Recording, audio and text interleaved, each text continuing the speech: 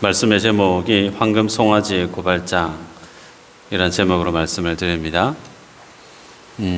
우리가 지금까지 보았던 말씀 지난 시간 31장까지는 하나님께서 모세를 불러서 성막 제작에 대한 말씀을 쭉 언급하셨습니다. 그리고 성막 제작이 실제적으로 이루어지는 장은 35장에 소개됩니다. 그런데 오늘 본문의 32장에서는 난데없이 우리가 잘 아는 황금 송아지 사건이 수록되어져 있죠. 그래서 31장에서까지 성막은 이렇게 만들어야 된다. 성막을 만드는 실무진들은 누구누구다. 내가 하나님의 영을 부어주어서 그들로 하여금 성막을 짓게 하겠다. 그렇게 말씀을 하셨다면 그 다음 32장의 내용은 그 말씀대로 이스라엘 백성들이 하나님의 성막을 제작하였더라. 소위 35장에 있어야 될 내용이 32장에 수록되는 것이 가장 적절한데 성경에서 성막 제작은 오히려 35장에 있고 32장부터 34장까지는 황금 송아지 사건과 관련된 내용들이 수록되어져 있단 말이죠. 그래서 오늘 본문의 배치 구조, 성경의 배치 구조를 통해서 우리가 오늘 본문을 잘 이해하기 위해서는 우리가 앞서 보아왔던 성경의 맥을 한번 짚어보는 것이 오늘 본문을 정확하게 볼 수 있는 안목을 가질 수가 있습니다. 이스라엘 백성들이 출애굽을 하고 지금 있는 곳은 시내산입니다. 출애굽을 한 지 약 3개월이 지났어요. 시내산에서 이스라엘 백성들이 뭐 했죠? 하나님과 시내산 언약을 맺었단 말이에요. 그래서 언약식을 거행했습니다. 출애굽기 19장에 보면 출애굽한 이스라엘 백성들, 시내산에서 모여있는 이스라엘 백성들에 대해서 하나님의 말씀을 주십니다. 너희들이 나의 말을 잘 듣고 내 언약을 잘 지키면 너희들이 나의 소유가 되겠고 너희는 내게 대해서 거룩한 제사장의 나라가 되고 내게 거룩한 백성이 될 것이다 라고 이스라엘 백성들에게 하나님이 출애굽을 시킨 이스라엘 백성들에 대한 말씀을 주셨죠. 그 말씀을 들었던 이스라엘 백성들의 반응이 뭐라고 소개되냐면 9절에 소개하기를 백성이 일제히 응답하여 이르되 여호와께서 명령하신 대로 우리가 다 행하리이다. 여호와께서 우리에게 말씀하신 대로 우리가 무조건 하나님의 말씀 다 듣겠습니다. 그렇게 이스라엘 백성들이 하나님의 말씀에 대해서 일제히 대답했던 내용을 우리는 익히 보아왔습니다. 그리고 그 대답 이후에 하나님이 이스라엘 백성들로 하여금 그러면 너희들 3일 동안 성결케 해라. 너희들 옷 빨고 거룩하게 3일을 성결케 해라. 그렇게 말씀하시고 나서 3일 이후에 하나님이 그들에게 나아오셔서 19장, 20장에서 하나님이 육성으로 하나님의 음성을 직접적으로 전해 주셨죠. 그래서 십계명, 하나님이 이스라엘 백성들에게 전해 주셨던 그 십계명은 하나님께서 임재하셔서 하나님의 음성으로 인간의 귀로 듣게끔 하셨던 말씀이에요. 그래서 이스라엘 백성들이 하나님의 음성을 직접적으로 듣고 나서 어떤 반응을 보였느냐? 너무나 그 하나님의 말씀이 두렵고 무섭고 떨렸던 거예요. 그래서 백성들의 반응이 20장 19절에 이렇게 얘기합니다. 모세에게 이르되 당신이 우리에게 말씀하소서 우리가 들으리이다. 하나님이 우리에게 말씀하시지 말게 하소서 우리가 죽을까 하나이다. 하나님의 음성을 직접적으로 들으니까 그 하나님의 포스 앞에 소위 심장이 움츠러들었다는 거예요. 하나님이 직접 우리에게 말씀하게 하시지 마시고 모세 당신이 들어서 우리에게 전달해 주시면 좋겠다. 그렇게 부탁을 하죠. 그 말씀 이후에 모세는 어떻게 행동하냐면 하나님의 음성을 듣기 위해서 하나님이 임재해 계신 시내산 꼭대기로 올라가죠. 그래서 하나님이 임재해 있는 시내산 흑암으로 모세가 올라갔다. 그렇게 기록으로 남겨놓고 있습니다. 그래서 그 내용이 21장부터 어디까지요? 31장까지예요. 그래서 시내산에 올라가서 하나님으로부터 성막은 이렇게 만들어야 돼. 시민법은 이런 거야. 모세에게 하나님의 음성을 쭉 들려주시던 내용이 31장까지고 32장이 오늘 대하는 본문인데, 그래서 그 시간과 장소의 갭이 대략 한 40일이 지났고 40일 동안 모세는 이스라엘 백성들과 떨어져서 하나님이 임재해 계시는 시내산 꼭대기에 가 있었던 상황이죠. 그런 어떤 배경 이후에 오늘 32장 1절을 보면 백성이 모세가 산에서 내려오며 드림을 보고 모여 백성이 아론에게 이르러 말하되 일어나라 우리를 위하여 우리를 인도할 신을 만들라. 이 모세 곧 우리를 애굽 땅에서 인도하여 낸 사람은 어찌 되었는지 알지 못함이니라. 그렇게 얘기하는 걸 볼 수 있죠.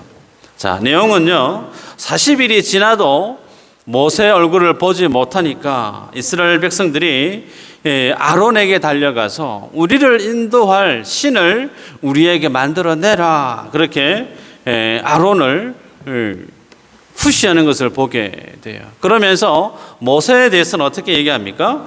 우리를 애굽 땅에서 인도해낸 사람, 그리고 그가 어찌 되었는지 알지 못한다. 그렇게 얘기하는 걸 보게 되죠. 이스라엘 백성들은 분명히 압니다. 하나님의 음성을 직접 들었을 때 너무나 무섭고 두려워서 우리 대신 들어서 좀 들려주시면 좋겠다. 그들의 바램대로 모세가 이스라엘 백성들을 대신해서 산 위로 올라갔단 말이에요. 그 내용을 이스라엘 백성들이 다 압니다. 다 알고 있음에도 불구하고 그들이 모세에 대해서 이렇게 얘기하는 것을 보게 되죠. 때문에 이스라엘 백성들이 지금 아론에게 지금 우리를 인도할 신을 만들어내라. 모세는 더디 내려오고 있다. 그가 어떻게 되는지 잘 알지 못한다. 라고 하는 이들의 표현 안에는 누가 보더라도 무엇을 바로 캐치할 수 있느냐면 이스라엘 백성들은 하나님과 모세에게 대해서 모세를 향하여서 반역하고 있는 모습을 바로 볼 수가 있죠. 때문에 오늘 우리들은 이 황금 송아지 사건을 보면서 그 배치가 하나님의 성막에 대한 말씀을 주셨고 성막의 왕궁이 되어지는 그 중간 사이에 이스라엘 백성들이 아주 부끄러운 그들의 치부에 해당되는 사건을 하나님이 삽입해 놓고 있다는 이 사실을 보면서 주님이 우리에게 주시는 교훈이 뭔가 유심히 봐야 되겠죠. 자연스럽지 않은 이 본문의 배치를 하나님이 의도적으로 만들어 놓으심으로 인해서 성경을 대하는 독자로 하여금 눈여겨보게 하시는 메시지가 있다는 거예요. 그게 뭐냐면 세 가지인데, 첫 번째는 우상 숭배가 뭔가에 대해서 우리가 다시 한번 정립을 해야 될 필요가 있어요. 우상 숭배가 뭔가, 그리고 본문 속에 집중적으로 소개되어지고 있는 황금 송아지 우상이 가지고 있는 그 본질적인 의미가 뭔가, 황금 송아지가 지니고 있는 그 메시지가 뭔가를 볼 수 있어야 되고, 백성들이 아론이 만들어낸 황금 송아지 우상 앞에서 예배를 드리죠. 그 예배 드리는 그 모습을 보면서 하나님께서 원하시는 가장 성경적인 예배의 모습은 어떠해야 되는가, 이 세 가지 관점으로 오늘 본문을 보기를 원합니다. 자, 그러면 우선 우상 숭배가 뭔가에 대해서 한번 다시금 정리하는 시간 가져볼까요? 앞서 우리들은 출애굽기 20장에서 10계명의 말씀을 이렇게 보았습니다. 그렇죠? 2계명에 대해서 우리는 보았습니다. 우상 숭배하지 마라. 말씀을 보면 너를 위하여 새긴 우상을 만들지 말고 하늘에나 땅에 있는 것이나 물속에 있는 것에 어떤 형상도 만들지 말고 그것에 절하지 말고 섬기지 말라. 하나님이 우상 숭배하지 마라고 말씀하시면서 주신 메시지예요. 요는 너를 위해서 하늘 위에 땅 위에 물속에 있는 그 어떤 형상도 만들거나 그것을 만들어 놓고 절하고 섬겨서는 안 된다라고 말씀을 해요. 신약에서는 사도 바울이 골로새서 3장 5절에 우상 숭배에 대해서 본질적인 내용을 언급하죠. 뭐라고 얘기합니까? 탐심이 곧 우상 숭배니라, 그렇게 말씀을 하죠. 정리하면 우상 숭배의 가장 핵심 관건은 자기 자신을 위해서 뭔가를 만들어내거나 혹은 자기의 욕심에 의해서 뭔가 치우쳐버려 있는 대상, 그것이 곧 뭐라고요? 우상이다 라고 성경은 정의하죠. 그런데 오늘 1절에 보면요, 우상 숭배에 대한 맥을 그대로 같이 합니다. 우리를 위해서 신을 만들어내라.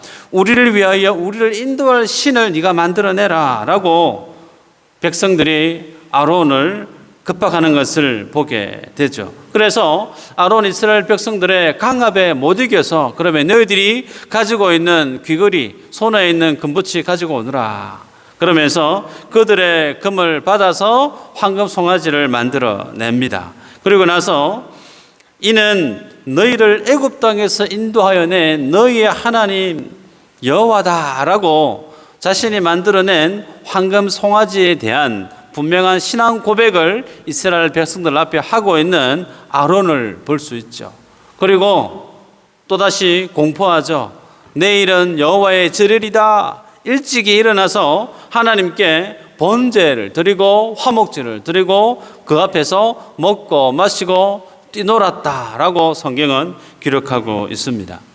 자, 이 모습을 보면서 인간이 어떤 존재인가를 성경은 드러내죠. 인간은 어떤 존재인가?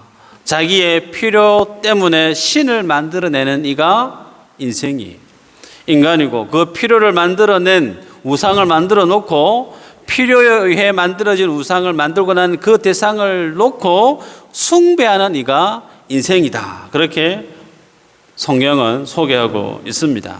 자, 정리하면 이 사건은 이스라엘 백성들이 출애굽하는 가운데 그들이 경험했던 10가지 재앙이 있었고, 홍해 도하를 했던 홍해 사건이 있었고, 광야에서의 3개월의 지난 세월이 있었습니다. 그들이 걸어왔던 그 기간 동안에 그들의 눈으로 보아왔던 하나님의 기적 같은 일들을 그들이 보아왔죠.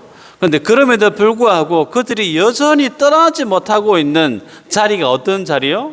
우상 숭배의 자리예요. 애굽에 430 동안 있으면서 애굽에 물들어 있었던 우상 숭배에 대한 그 내용이 3개월이 지나는 동안 그들 마음속에 여전히 자리하고 있는 우상 숭배의 모습을 그대로 들춰내고 있습니다. 그러면서 동시에 성경은 그들이 반역하실 줄을 하나님이 모르시지 않죠. 다 알고 계심에도 불구하고 그들을 여전히 하나님의 백성으로 세워가고 계시는 하나님의 은혜를, 하나님의 역사하심을 정면으로 대조하면서 성경에 수록하고 있는 것을 보게 됩니다. 여러분, 누가 보더라도 인간이 만든 우상을 예배하고 있는 이 모습은 오늘 우리들이 볼 때 상당히 비과학적이잖아요. 비논리적이고 말도 안 되는, 사람이 손으로 만들어 놓은 것을 두고 그 앞에서 절을 하는 그 모습, 상당히 이치에 맞지 않는 그 모습. 근데 그 모습을 이스라엘 백성들이 살아가고 있음과 동시에 더 놀라운 것은 2021년 현대를 살아가는 오늘날의 사람들도 동일하게 오늘 본문에는 이스라엘 백성들의 삶과 같은 삶을 살아가고 있다는 겁니다. 때문에 이 금송아지 사건은 인간으로 하여금 인간은 신을 만들어내는 존재다라는 걸 보여주면서 더 이면에는 신이 누구냐라고 질문을 던질 때 신은 곧 인간이다라는 답을 제시하고 있습니다. 창세기에 보면 아담과 하와가 하나님이 먹으면 안 된다라고 했던 선악과를 다 먹죠. 다 먹었던 이유가 뭐죠? 사단이 그거 먹으면 하나님과 같이 눈이 밝아진다, 지혜로워진다 라고 얘기하죠. 하나님과 같이 되기 위한 욕심을 지닌 존재가 누구라고요? 인생이에요. 그래서 선악과를 다 먹었다라고 하는 그 의미는 뭘 뜻하냐면 인생이 신이 되었다라는 겁니다. 신의 반열에 올라섰다는 거예요. 물론 그것은 짝퉁이죠. 가짜예요. 피조물이 지나지 않는 인생이 신이 될 수 없습니다. 그럼에도 불구하고 신이 되고자 하는 욕망을 지닌 이가 누구라고요? 인생이에요. 그것이 뭐죠? 황금 송아지의 실체임을 보게 됩니다. 자, 그러면 이 황금 송아지가 지니고 있는 특징이 뭔지를 보도록 하겠습니다. 자, 1절에 보면 백성이 모세가 시내산에 올라가고 난 이후에 더디 내려오고 있다라고 얘기하는 걸 보게 되죠. 본문에서 더디다라고 하는 말의 의미, 이 히브리 말은 부쉬라고 하는 말인데 이 부시라고 하는 말은 인간의 계획과 기대가 바람대로 되지 않는 결과를 대할 때 상당히 감정적으로 당황해하는 상태를 부시라고 그래요. 더디 내려온다, 부시하고 있다라는 거죠. 자, 1절 말미에 보면 모세를 향해서 우리를 애굽 땅에서 인도하여 낸 사람, 그리고 1절 앞부분에서는 그 사람이 산에서 드디 내려오고 있다. 이런 표현을 통해서 성경 독자들은 이스라엘 백성들의 마음 상태가 어떠한지를 엿볼 수 있게 합니다. 여러분, 출애굽은 누구의 사건이냐면 이스라엘 백성들의 사건이면서 동시에 그 일의 주체자가 누구죠? 여호와 하나님이에요. 하나님이 그들로 하여금 출애굽하게 만들었습니다. 고대 근동의 초강대 국가인 바로의 손에서 칼 한 번 휘두르지 않고 그냥 걸어서 노예의 신분에서 자유인으로 나왔던 그 사건은 오롯이 하나님의 사건이에요. 그리고 그 일에 수종을 누가 들었죠? 모세죠.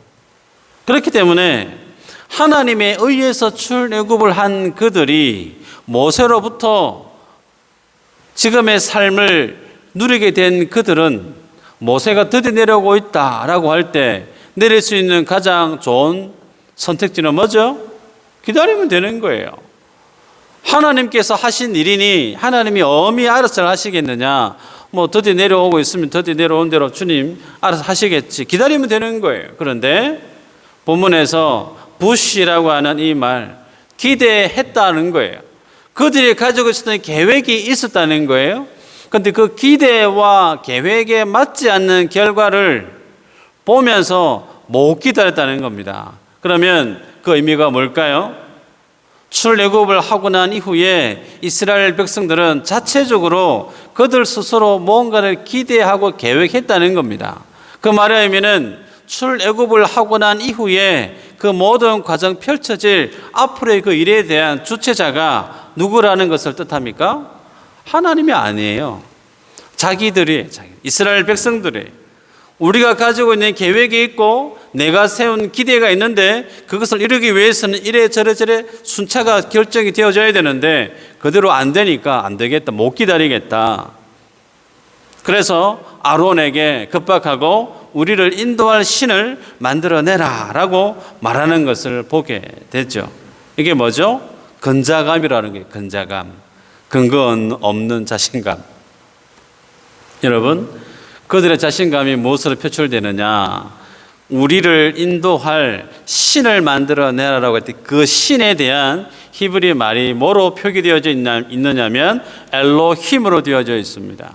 능력의 하나님, 파워풀한 하나님, 엘로힘으로 소개하고 있는데 그 단복수형을 보면 복수형으로 되어져 있어요. 이게 중요합니다. 하나님께서는 이스라엘 백성들 앞에 나는 너희를 구원해낸 여호와 하나님이야 라고 자기 자신을 계시하실 때 하나님은 한결같이 단수형으로 소개합니다. 단수형으로. 그런데 오늘 본문에서 이스라엘 백성들이 우리를 인도할 신들을 만들어내라 라고 말하고 있어요. 단수형이 아닌 복수형이에요. 그 말의 의미는 뭘까요? 굳이 우리를 인도해냈던 여호와 하나님 아니어도 괜찮다는 거예요. 우리를 위하고 우리를 인도할 수 있는 신이면 그 신이 어떤 신이든 상관이 없다는 거죠. 능력만 있으면 어떤 신이든 괜찮다는 거예요. 그리고 그 신도 하나로 만족할 수가 없다는 겁니다. 많으면 많을수록 좋다는 거예요. 그러면 이들의 신관이 무엇을 지금 드러내고 있느냐면 애굽에서 살고 있었던 애굽인들이 지니고 있었던 다신관 10가지 재앙 하나같이 모였죠. 그들이 섬겼던 우상 아니었습니까? 그래서 그들 속에 있었던 다신관 혼합적인 그런 신관이 그대로 드러나고 있는 것을 보게 됩니다. 자, 그렇다면 한번 생각을 해볼까요? 오늘 본문의 시기가 그들이 출애굽을 한 지 3개월이 지난 시기죠. 시내산 꼭대기로 모세가 올라가고 그들과 함께 하지 않은 시간이 40일 정도 지났습니다. 그러면 그 모세가 없는 공백기 40일 동안 하나님이 그들에게 부어 주었던 만나는 없었을까요? 그들이 매일 물을 마셔야 되잖아요. 40일 동안 광야 시내산에서 하나님이 그들에게 생수, 마실 물을 주지 않았을까요? 그 40일 동안 그들이 외세나 다른 자연 환경이나 외부 침략으로부터 그들의 침범을 당한 적이 있습니까? 그들을 인도했던 여호와 하나님의 구름 기둥 불 기둥이 사라지고 없나요? 아니란 말이에요. 모세가 비록 40일 동안 그들과 함께하지 않았어도 그들은 여전히 40일 동안 하나님이 주시는 매일매일 주시는 만나를 받아 먹었단 말이에요. 하나님이 주시는 생수를 받아 마셨단 말이에요. 하나님의 날개 아래 안전하게 보호받고 살았던 시간이 40일의 시간 아닙니까? 그러면서도 그들은 뭐라고 얘기하냐면 하나님의 은혜가 필요하다는 거예요. 하나님 우리 눈에 보이지 않는다는 거예요. 우리를 인도할 신이 필요하다는 거죠. 지금도 여전히 하나님이 인도하고 계심에도 불구하고 그러한 하나님의 인도하심 손에 잡히지 않고 눈에 보이지 않는 그런 거 우리는 불안해서 못 살겠다는 거죠. 그래서 우리 눈에 보이고 손에 잡힐 수 있는 신이 필요하다. 그래서 그 신을 만들어내라 라고 마치 하나님 앞에 반역하고 있는 모습을 오늘 본문을 통해 볼 수가 있습니다. 여러분, 이 모습 속에서 어디에 십계명의 말씀에 대한 흔적이 있습니까? 홍해를 가르고 반석에서 물을 뽑아내셨던 능력의 하나님, 그들을 쫓아와서 죽였던 아말렉을 도륙하셨던 하나님의 무서운 능력의 하나님에 대한 경외심, 하나님의 인식에 대한 믿음의 모습이 조금이라도 있나요? 전무합니다. 하나님의 완전한 보호 속에 살아가고 있음에도 불구하고 우리를 지키고 주장하시고 있는 그 하나님에 대한 인식은 전혀 찾아볼 수가 없습니다. 그러면 이스라엘 백성들이 지금 200만 명 정도 된다고 가정할 때 그 모든 사람들이 하나같이 지금 착각하고 있습니까? 아니면 뭐 체면에 걸렸습니까? 아니면 정신분열증에 걸렸나요? 왜 이럴까요? 불기둥, 구름기둥을 보고 있고 만나를 매일같이 먹고 있고 하나님 주시는 생수를 받아 마시고 있는 그들이 하나님 없다고 얘기하고 있습니다. 왜 이런 현상이 드러나죠? 이 모습이 어떤 모습일까요? 인생이라는 거예요. 이 모습이 곧 인간 본연의 모습이라는 겁니다. 창세기에서부터 성경은 하나같이 인생을 어떻게 표현하고 드러내고 있느냐면 믿음 없는 인생임을 드러내고 있죠. 인생은 철저하게 하나님을 가까이 하지 않는 본성을 지닌 존재임을 성경은 드러내고 있습니다. 하나님의 손으로 만든 에덴, 완벽한 에덴에서 떠날 수밖에 없는 인생, 그들의 필요를 주님이 주십니다. 귀걸이를 주셨죠. 그 귀걸이 어떤 귀걸이예요? 하나님이 애굽에서 떠나올 때 하나님이 그들에게 주셨던 선물 아닙니까? 400년 동안 노예 생활하면서 애굽인들로부터 노예의 대가를 받지 못했던 그들이 나올 때 애굽인으로부터 기정품을 받아서 나오게끔 했던 하나님의 선물이에요. 하나님의 주신 모든 필요 재화들인데 그것을 어떻게 해요? 우상 숭배하는 데 쓰고 있는 거예요. 하나님이 주신 물질, 하나님이 주신 건강, 하나님이 주신 모든 자연의 축복, 그것을 받아 누리면서 그것을 어디로 표출하고 있느냐면 하나님을 경배하고 경외하는 것이 아닌 우상을 숭배하는 일로 쓰고 있는 모습을 보게 되죠. 심지어 예수님이 땅에 오셨습니다. 그러나 그 땅의 사람들이 예수님을 영접하지 아니했다라고 얘기하죠. 여러분, 강아지는 짖습니다. 집에 고양이를 키우는데 고양이는 핥혀요. 소는 뿔이 있어서 뿔 타고 나면 들이받죠. 그게 얘네들의 본성 아닙니까? 인간의 본성은 어떤 것이냐면 하나님을 절대로 가까이 하려 하지 않는 것이 인간의 본성이란 말이에요. 그 모습을 황금 송아지를 통해서 들춰내고 있습니다. 그래서 우리를 위하여 우리를 인도할 신을 만들어내라. 백성들이 아론을 급박합니다. 이 모습을 보면 누가 주인이고 누가 객인지 주객이 바뀌어져 있습니다. 우리를 인도할 신, 마치 주체는 우리예요. 인생이에요. 인생의 필요를 채워줘야 될 대상은 객은 누구예요? 신이란 말이에요. 뒤바뀌어 있습니다. 신이 메인이고 인생이 객이어야 되는데 주객이 바뀌어져 있단 말이에요. 우리가 앞서 보았던 20장의 10계명의 내용 10가지의 계명은 무엇으로 정리되죠? 사랑이죠. 하나님을 사랑해라. 이웃을 사랑해라. 하나님을 사랑하는 모습은 이러해야 되고 이웃을 사랑하는 모습은 이러해야 된다라고 10계명에 대한 내용은 사랑이에요. 그런데 인생은 사랑할 수 있는 존재인가? 불가능하지 않습니까? 늘 자기 중심, 자기 만족을 위해서 살아가는 삶을 최고의 가치로, 최고의 삶의 기준으로 붙들고 살아가는 자가 누구냐? 인생이란 말이에요.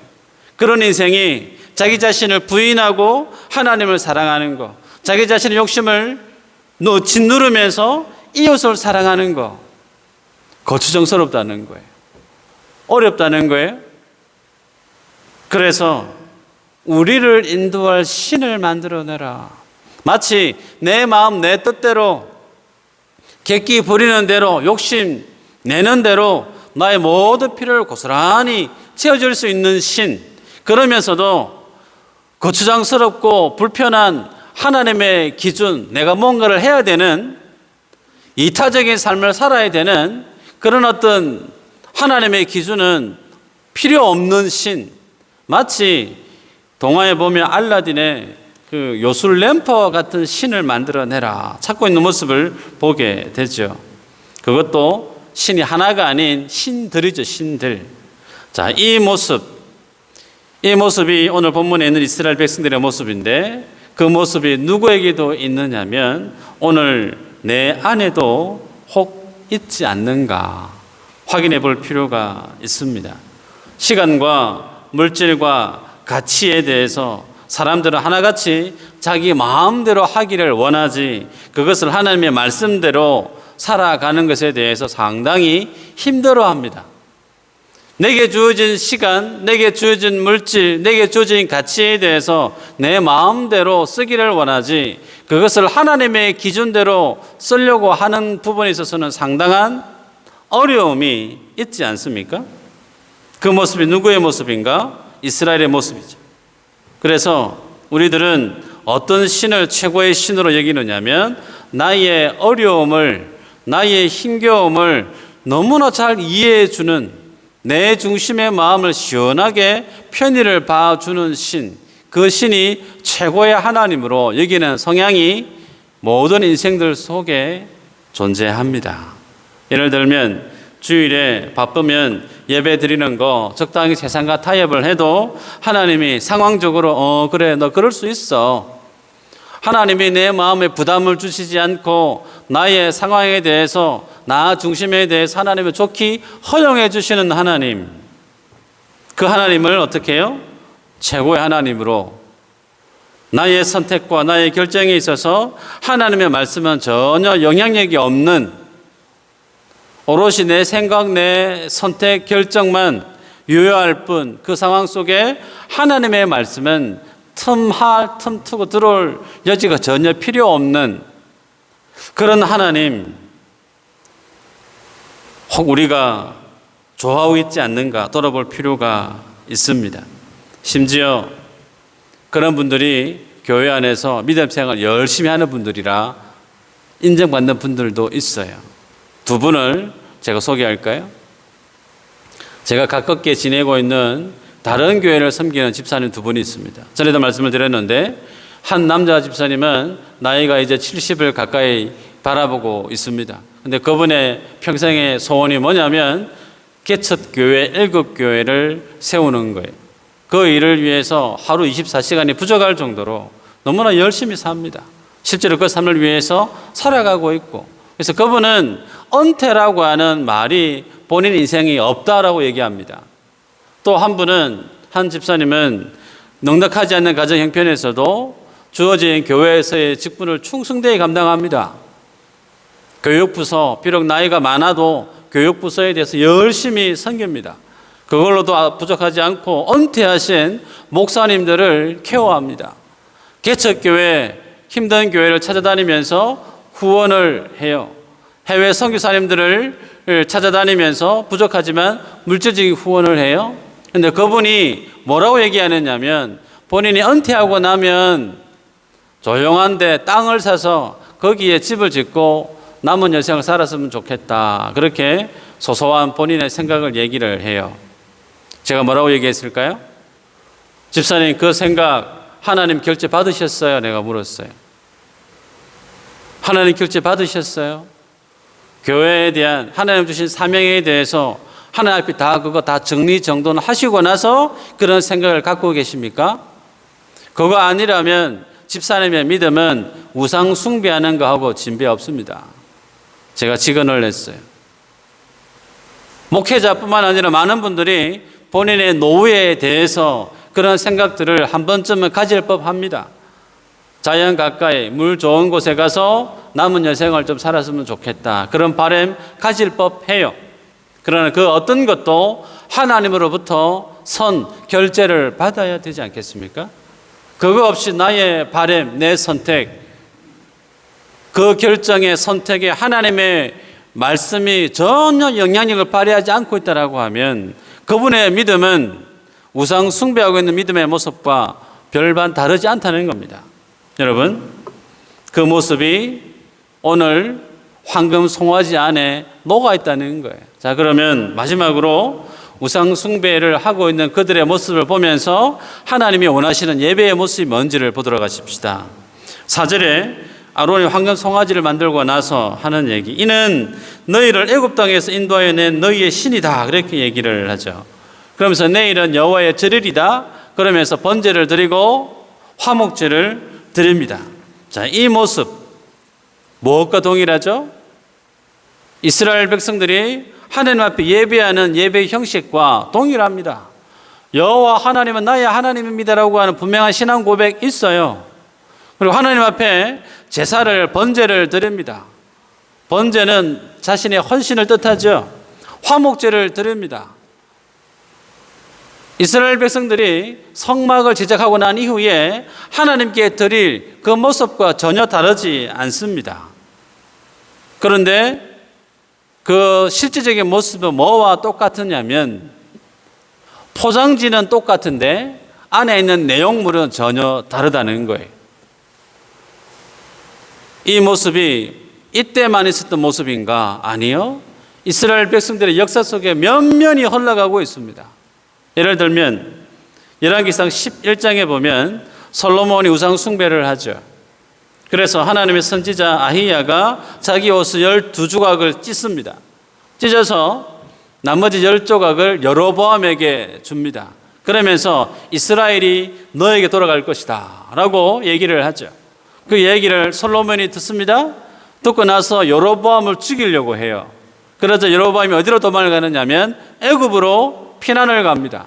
피난 가서 나중에 솔로몬이 죽고 난 이후에 르호보암 그의 아들이 왕위를 이어받죠.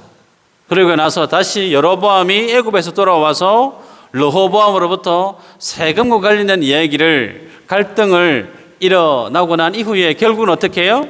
10지파는 여로보암에게 가고 르호보암은 2지파만 가지게 되죠. 그래서 분리가 되어집니다. 그런데 르호보암으로부터 독립을 한 여로보암이 무려 10지파를 거느리고 있는 왕이 되었지만 그에게 가지고 있는 고민거리가 하나가 있죠. 매 절기마다 이스라엘 백성들이 예배를 어디로 가죠? 남유다로 내려가는 거예요. 성전이 있는, 성막이 있는 그곳에 내려가는 거예요. 그래서 보다 못해 무엇을 구원해냅니까? 단과 베델에 황금 송아지를 만들고 난 이후에 여기가 너희의 예배할 처소다, 여기서 하나님을 섬겨라 라고 얘기를 합니다.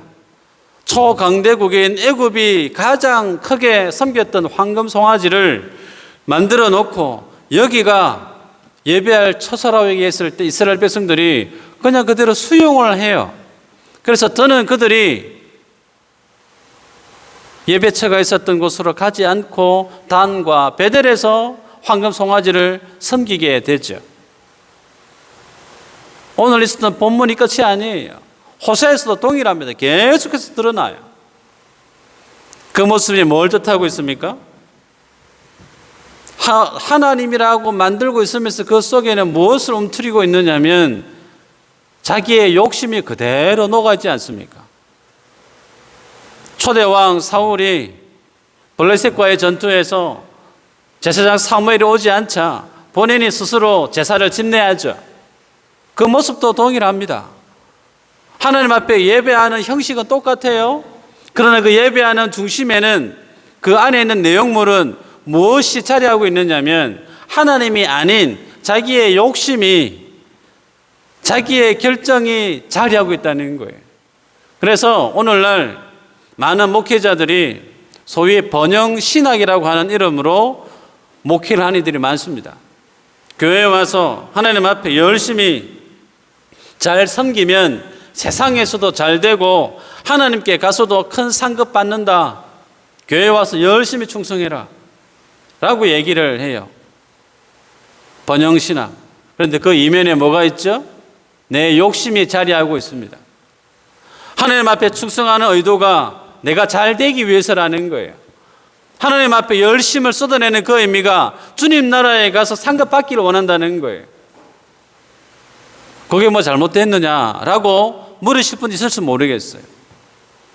그런데 그런 하나님의 충성스러운 모습은 성경이 얘기하는 모습이 아니라는 겁니다. 자, 그렇다면 왜 성도가 황금 송아지를 자신의 삶의 예배의 모습으로 고정하고 잘못된 신앙생활에 그 길을 가게 되어지는가? 그런 분들은 통상 신앙생활, 말씀의 원리, 성경의 진리대로 열심히 살다가 오늘 본문처럼 더디 내려오는 모세를 보는 것처럼 내가 열심히 말씀대로 살았는데 결과물이 내가 기대했던 대로 되지 않을 때 그 결과를 맞닥뜨리는 성도들이 빠지기 쉬운 유혹이 황금 송아지라는 사실이에요.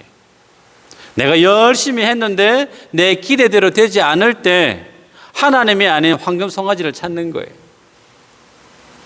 그러면서 그 안에 내면에는 무엇이 자리하느냐면 내가 좀 이렇게 힘든데 급한데 말씀의 원리대로 어떻게 다 따라갈 수 있느냐. 우선은 내가 살아야 되지 않느냐. 내가 살고 숨 좀 돌리고 난 이후에 하나님의 말씀대로 살아도 되지 않느냐. 그렇다고 해서 내가 하나님을 믿지 않는 것이 아니지 않느냐라고 자신의 믿음의 모습을 합리화하는 모습들이 성도 안에 일어날 수가 있습니다. 그래서 바쁠 때는 적당히 살고 힘들 때는 하나님보다 내가 먼저 살아야 되지 않느냐라고 얘기를 하는 그 모습은 상당히 설득력이 있어 보여요. 그래서 그 모습이 오늘 본문에서 한두 사람의 생각이 온 이스라엘 백성들의 생각으로 전이되어지죠. 그래서 모든 백성들이 아론에게 나와서 하나님 아닌 어떤 신이든 괜찮다. 우리를 인도할 신이면 된다. 아론 빨리 만들어내라 라고 얘기를 하면서 만들어내자 그들이 번제와 화목제를 드리고 먹고 마시고 뛰죠. 자, 중요한 것은요, 그들이 먹고 마시고 뛰는 그 모습을 하나님이 보시고 평가를 하십니다. 7절 후반부에 보면 내 백성이 뭐 했다고요? 부패했다라고 얘기합니다. 부패했다. 히브리 말의 의미는 부패하다, 이 말의 의미는 멸망시키다, 파멸하다 뜻이. 그리고 이후에 10절 이후에는 하나님이 어떻게 하신다고요? 진멸해버리겠다. 그렇게 말씀을 합니다. 진멸해버리겠다. 하나님께서 금송아지 앞에서 예배드리고 난 이후에 먹고 뛰놀고 있는 그 모습을 보고 나서 주님이 부패했고 부패했기 때문에 내가 진멸하겠다라고 했던 그 말의 의미 속에 과연 이스라엘 백성들이 황금 송아지 앞에서 어떤 예배를 드렸느냐? 먹고 마시고 뛰놀았다라고 하는 그 표현은 고대 건동에 있었던 이교도들이 신을 예배했을 때의 모습을 그대로 담고 있습니다. 여기서 뛰놀다라고 하는 그 표현 속에는 남녀가 성에 대해서 탐닉했던 모습을 그대로 담고 있어요. 여러분, 하나님이 어린 양을 대가로 그들을 구속해 내시고 너희는 나에게 있어서 뷸라라고 얘기했습니다. 너는 내 소유가 되겠고 너는 내게 있어서 정말 보석과 같은 존재가 되게 할 것이고 내게 대해서 제사장이 되고 거룩한 백성이 되게 하겠다라고 하셨는데 40일 만에 그들의 모습이 어떻게 바뀌었어요? 성전을 만들어 놓고 거기에서 남녀들이 혼음하면서 그것을 예배라고 얘기하고 있단 말이에요. 그래서 주님이 그 모습을 두고 부패했다. 소위 말해서 이제 썩었다라는 거죠. 다 버려야 되겠다라고 말씀을 합니다. 이 모습이 마치 어떤 모습과 같은가? 십자가의 복음이 온데간데 없고 하나님의 진리는 없고 인간의 기쁨과 인간의 즐거움만 추구하는 현대판 교회의 모습과 다르지 않다는 거예요. 자기 십자가를 지고 자기를 부인하고 오직 예수 때문에 살고 예수를 위해서 죽으려고 하는 교회는 없고 오직 인생에 위로와 평안과 잘 되어지는 복을 충족시켜주기 위해서 교회에서 일어나는 모든 행사, 각종 세미나 혹은 축복 대성회라고 하는 이름으로 개최되어지는 그 모든 예배가 오늘 황금 송아지 앞에 예배하는 모습과 어느 정도 차이가 있을까?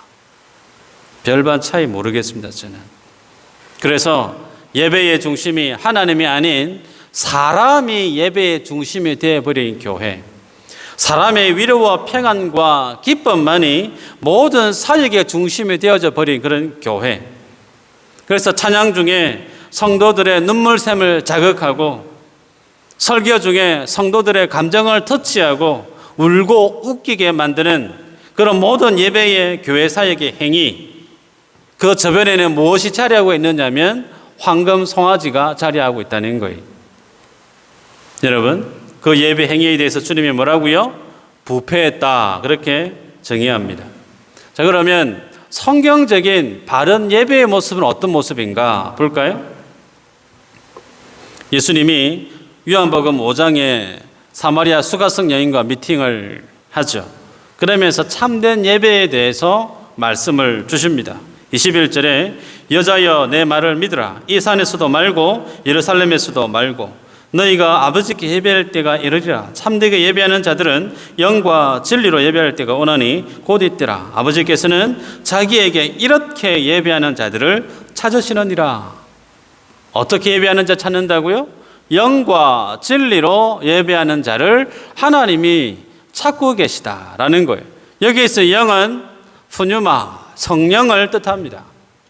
진리, 알레테이아라고 하는 이 말은 진리를 얘기해요. 하나님의 말씀을 얘기하는 거예요.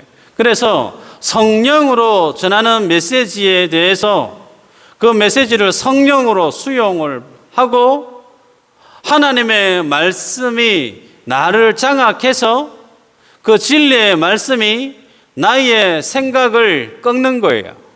그 진리의 말씀이 내 감정을 꺾는 거예요. 그래서 온전히 그 하나님의 뜻대로 이루어지게 만드는 그 하나님의 예배, 그것이 하나님의 찾으시는 예배자라고 얘기합니다. 그래서 주님이 주 기도문에서 뜻이 하늘에서 이루어진 것 같이 땅에서도 이루어지더라고 얘기하죠. 그 하나님의 뜻이 어떻게 이 땅에서 이루어질 수 있느냐? 주의 성령이 내 생각을 꺾지 않으면, 주의 진리에 내가 매인바 되지 않으면 하나님의 뜻은 이 땅에 이루어질 수가 없죠. 그래서 주님이 성령 우리에게 부어주셨습니다. 성령을 부어주셔서 그 성령대로 전해지는 그 메시지대로 살게끔 우리를 세워가고 계세요. 말씀을 맺습니다. 여러분, 오늘날 누가 황금 송아지를 섬기고 있느냐? 가슴에 손을 얹고 점검해 보시길 바라요. 디모데후서 3장 1절에 5절입니다. 너는 이것을 알라. 말세에 고통하는 때가 이르러 사람들이 자기를 사랑하며 돈을 사랑하며 자랑하며 교만하며 비방하며 부모를 거역하며 감사하지 아니하며 거룩하지 아니하며 무정하며 원통함을 풀지 아니하며 모함하며 절제하지 못하며 사나우며 선한 것을 좋아하지 아니하며 배신하며 조급하며 자만하며 쾌락을 사랑하기를 하나님 사랑하는 것보다 더하며 경건의 모양은 있으나 경건의 능력은 부인하니 이 같은 자들에게서 내가 돌아서라. 내 속에 사랑하는 것이 돈이 있지 않습니까? 우리 중에 돈 사랑하지 않는, 돈 좋아하지 않는 분 있어요? 저도 돈 좋아해요. 그러면 내가 뭐한 사람이에요? 우상 숭배한 사람이에요. 그런데 그렇게 우상 숭배한 자에 대해서 하나님이 부패했다, 진멸하겠다 말씀하시는데 오늘 하나님 우리를 진멸하십니까? 그러지 않아요. 우리를 죽이 없애지 않습니다. 왜 그렇죠? 10절에서 14절 이후로 모세가 중보 기도를 합니다. 그 중보 기도가 누구를 표방하고 있느냐면 예수님의 중보 기도죠. 예수님의 중보 기도를 우리를 향해 하고 있습니다. 여쭤볼까요? 서두에 말씀을 드렸지만 하나님이 출애굽을 시키면서 이들이 이런 황금 송아지 만들 거, 하나님을 향해서 반역할 걸 하나님 몰랐을까? 아십니다. 가룟 유다를 하나님이 예수님이 콜링하시는데 3년 동안 데리고 다니시죠? 가룟 유다가 배반할 사실을 예수님이 몰랐을까? 아십니다. 알고 계심에도 불구하고 그들에게 하나님의 성막을 지어라 말씀하시고 나를 따라오너라 말씀하신 그 의도가 뭘까요? 인생이 지니고 있는 죄에 대한 그 본성보다 그들을 향한 하나님의 사랑하심이, 그 인생을 향한 하나님의 은혜가 비교할 수 없을 정도로 크다는 거예요. 너희들이 내게 대해서 반역하고 내게 대해서 반역하고 배반하고 돈을 사랑하고 세상을 쫓아 살아가겠지만 그럼에도 불구하고 내가 너희를 향한 나의 사랑은, 나의 은혜는 그것을 뛰어넘는다는 거예요. 그것이 뭐로 드러나죠? 자기의 아들을 주십니다. 하나밖에 없는 자신의 독생자를 주셨다라고 하면 말 다 한 거예요. 그 하나님의 은혜를, 그 하나님의 사랑을 뛰어넘을 인생이 있을까? 없다는 거예요. 그 하나님의 은혜를 능가할 인생의 죄악이 있을까? 없다는 거예요. 이 사실이 오늘 우리 앞에 어떻게 다가오느냐면 참 감사하다, 하나님 은혜 너무 고맙다, 물론 그렇죠. 그런데 그 사실 앞에 설 때 두려움이 있어야 돼요. 하나님은 우리의 나태한 믿음을 방치하시는 분이 아니시라는 거예요. 죄악된 삶을 살아가는 그 삶을 그대로 내버려 두시는 분이 아니라는 거예요. 필요하시면 바벨론의 70년간 포로 생활을 하게끔 하십니다. 애지중지하던 성전 하나님이 박살을 내십니다. 그것을 다 깨고 부수었으라도 하나님이 뭘 만들어내시느냐면 성막을 완공케 하신다는 거예요. 내가 그 알 쳐서 하나님의 교회를 주님이 만들어내신다는 거예요. 그러기에 이런 하나님의 일하심 앞에 우리가 나를 부르신 하나님의 부르심 앞에 손 놓고 있을 수 있느냐? 그럴 수 없다는 거예요. 이 말씀 앞에 우리가 설 수 있는 단 한 가지는 가장 기뻐하는 참된 예배자로 서는 겁니다. 내가 하고 있는 예배가 충분한가 자문해 보시길 바라요. 내가 드리는 이 예배, 우리 교회가 드려주고 있는 이 예배 하나님 앞에 충분한가? 무겁게 질문을 던지시길 바라요. 뭔가 부족하다 느껴지십니까? 그것이 무엇이든지 간에 내 마음 중심에 하나님의 성령과 하나님의 진리로만 드려지는 예배의 모습이 되어지기를, 그리고 그 삶을 살아가기를 주의 이름으로 축복합니다. 기도하겠습니다.